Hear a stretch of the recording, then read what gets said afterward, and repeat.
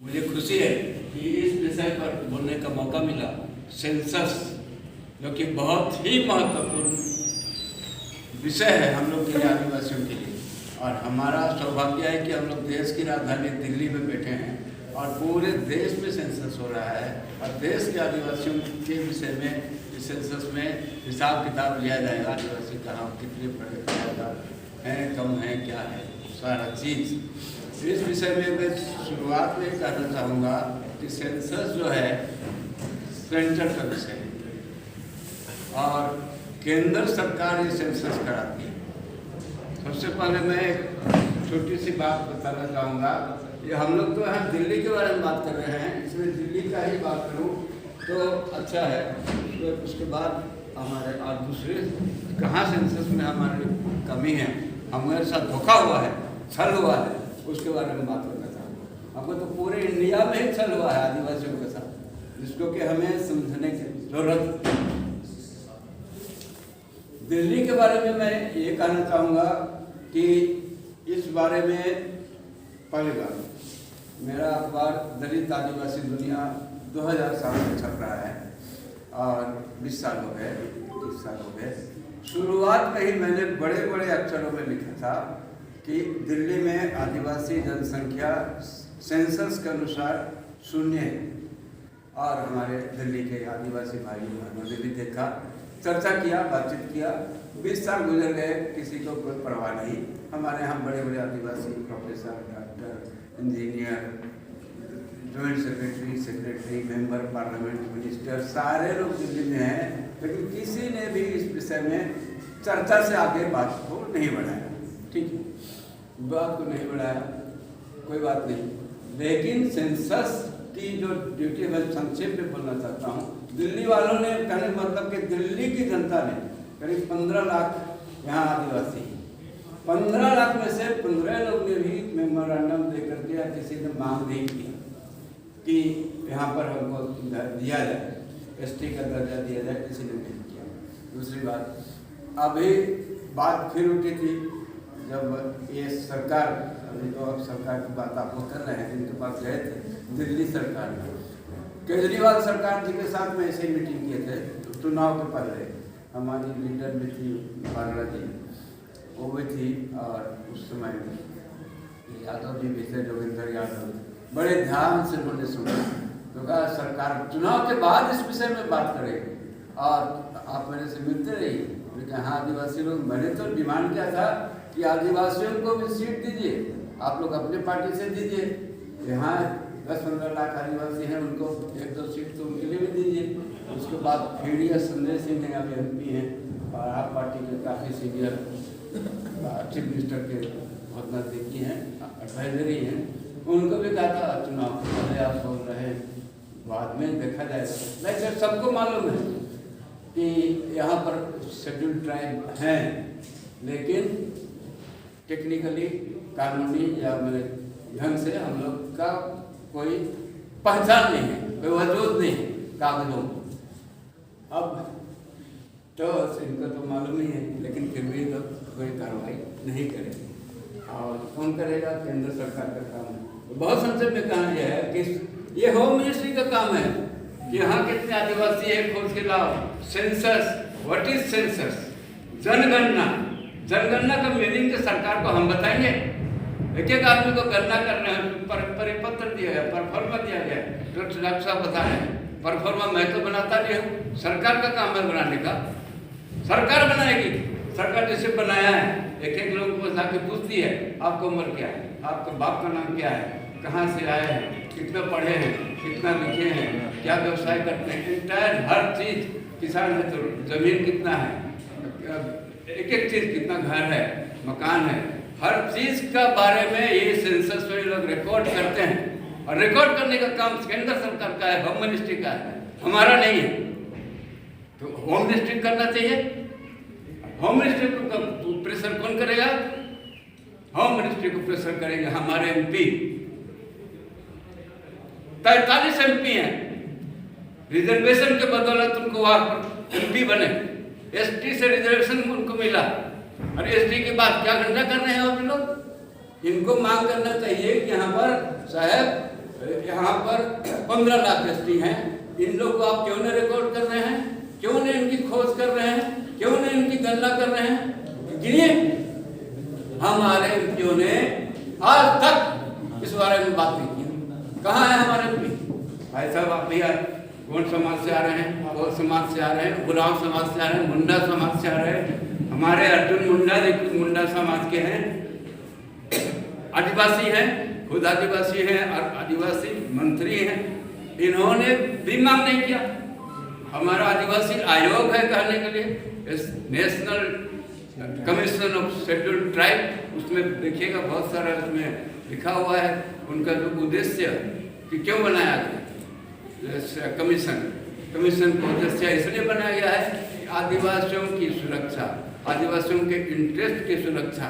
तो क्या सुरक्षा कर रहे हैं? जब हमें यहाँ पर आप हमको आइडेंटिटी नहीं दे रहे हैं, पहचान नहीं दे रहे हैं, सुरक्षा कर दी हुआ नहीं, नाम मुझे बना के रख दिया, बहुत बड़ा ऑफिस बना दिया और बस हम आदिवासी खुश हैं, एसटी कमीशन हमारे लिए बन। तो इस तरह से हमारे साथ धोखा हुआ। इस धोखा को हमें समझना चाहिए। दूसरी बात, जो अभी आप लोग का चर्चा का विषय नहीं है, आप लोग दिल्ली के बारे में चर्चा कर रहे हैं, मैं कह रहा हूँ अभी बताना चाहूँगा आदिवासी रिलीजन का जिक्र क्यों नहीं है? आदिवासी धर्म का जिक्र हमारे इस सेंसस में आज तक नहीं हो रहा। ब्रिटिश काल में जब हम गुलाम थे तो उस समय ब्रिटिश लोग इतने ईमानदार थे कि उन्होंने ट्राइबल रिलीजन को सेंसस में लाए। 1871 में पहली बार सेंसस शुरू हुआ।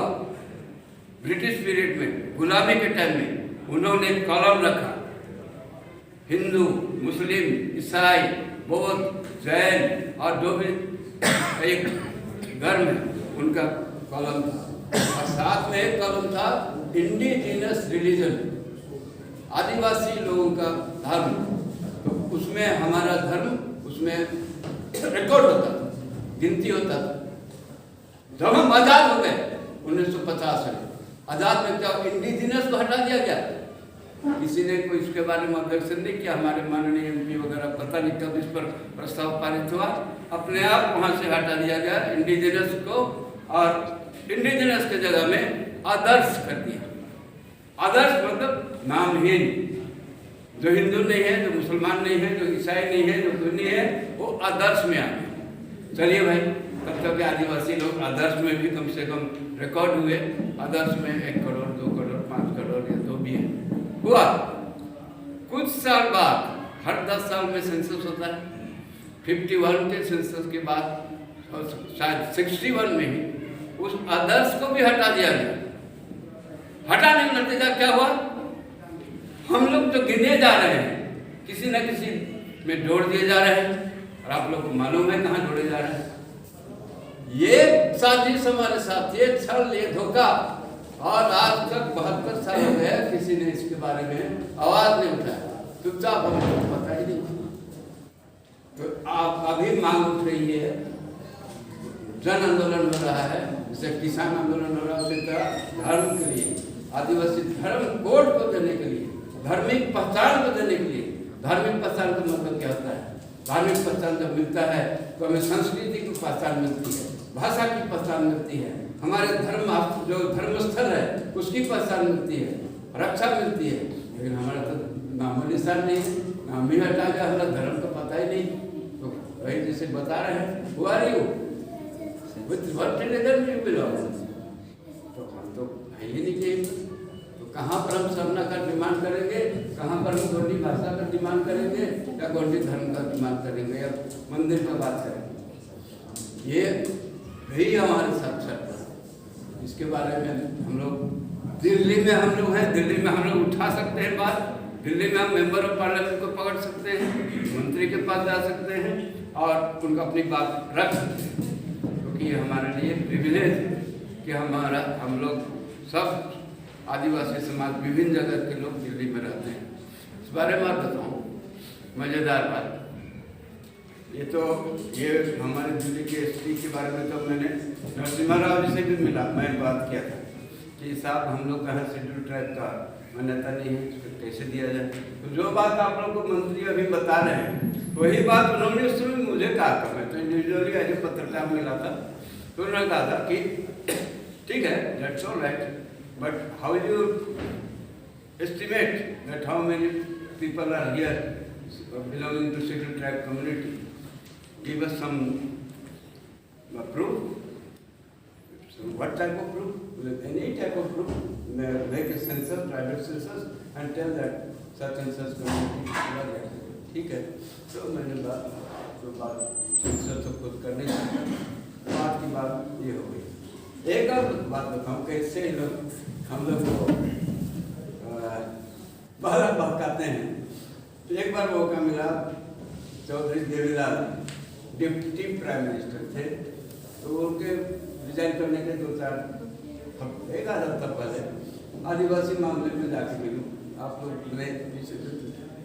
सीरियस ही है, लेकिन सोचने वाली बात है, लेकिन अच्छी बात ही कहता। तो उन्होंने, मैंने कहा उनको कि टाइम मांगा कि मिलना चाहता हूँ, तो किस बारे में? मैंने कहा कि मैं पत्रकार हूँ और आदिवासी मुद्दे पर बात करूँगा। पता नहीं उनको क्या मूड आया। तो उन दिनों मेरे पिताजी भी मेंबर पार्लियामेंट थे। मेरे पिताजी अलीपुरद्वार पश्चिम बंगाल से 5 टर्म लोकसभा के मेंबर थे। तो मैंने तो उनका भी नाम लिया। ऑलराइट यू आर वर्किंग, मैंने आदिवासी के लिए काम कर रहे हो, आइए कल सुबह मेरे साथ नाश्ता कीजिए। बड़ा परेशानी हो गई, नाश्ता कीजिए, कोई बात नहीं। मेरे पिताजी को बताया, उनका तुमको बुलाया, तुम जाओ। ठीक है साहब, सुबह में पहुँचा, बड़ा उनके साथ नाश्ता करने का मौका मिला। फिर मैंने पूछा, हाँ क्या बताया था आपने अपना नाम? मैंने कहा मुक्ति प्रकाश। हाँ, तो क्या काम करते हैं? आदिवासियों के लिए काम करता हूँ। अच्छा, ठीक है साहब। उन्होंने बहुत अच्छी बात कही, जिसका मैं कायल हूँ उनका। वो हमारे आदिवासी लीडर नहीं थे, जाट थे हरियाणा के। उन्होंने कहा, अच्छा तो आप आदिवासी हैं, आदिवासियों के लिए काम करते हैं? मैंने कहा जी हाँ सर। अच्छा ये बताइए, देश के आप लोगों को कितना % रिजर्वेशन मिलता है? मैंने कहा 7.5%। अच्छा, उन्होंने कहा आज़ाद हुए देश को कितना साल हो गए? मैंने कहा करीब 45 साल हो रहे हैं। 45 साल हो रहे हैं, 45-40 साल हो रहे हैं। अच्छा, 45-40 साल हो गए। आप लोग को शिक्षा में रिजर्वेशन मिल रहा है, नौकरी में रिजर्वेशन मिल रहा है? जी हाँ, 7.5%। ये बताइए, आपके कम्युनिटी से सुप्रीम कोर्ट का जज बना? नहीं। हाई कोर्ट का चीफ जस्टिस कोई बना? कोई नहीं। कोई एम्बेसडर बना कहीं का? कोई नहीं। कहीं का कोई वाइस चांसलर बना? नहीं। धोखा दे रहे आप लोग। हम मुझे डाटा नहीं मिला। 45 साल हो गए, आप लोगों को 7.5% वो मिला है। आप लोग ये इतने बड़े, ये ठीक है, ये बड़े पोस्ट है, लेकिन इन सब जगह में आप लोगों को क्यों नहीं मिला? इसलिए नहीं मिला कि आप लोग के अंदर में जागरूकता नहीं है, एकता नहीं। अगर होती, 45 साल हो गए आज़ादी के, और रिजर्वेशन के बावजूद हर जगह आप लोग उस जगह पर नहीं पा पाए, ऊंची जगह पर नहीं पहुंच पाए, वाइस चांसलर नहीं बन पाए, राजदूत नहीं बन पाए। इसलिए नहीं बन पाए कि हम लोग के साथ हर जगह हर कदम पर छल हो रहा है। इसलिए हम लोग जो दिल्ली में हैं, प्रिविलेज लोग हैं और अच्छी जगहों में हैं, समझते हैं, उन लोगों के बारे में सोचिए। उन लोग को हम लोग रिप्रेजेंट कर रहे हैं, अपने गांव को, अपने समाज को।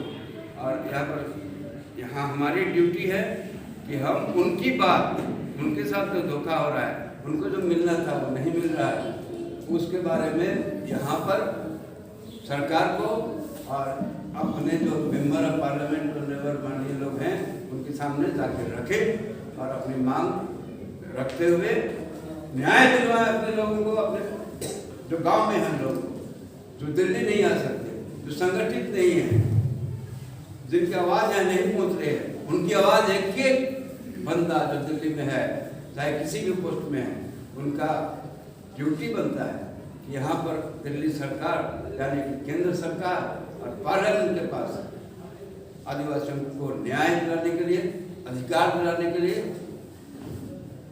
सजग रहे और कार्य करें। जय आदिवासी, जय हिंद।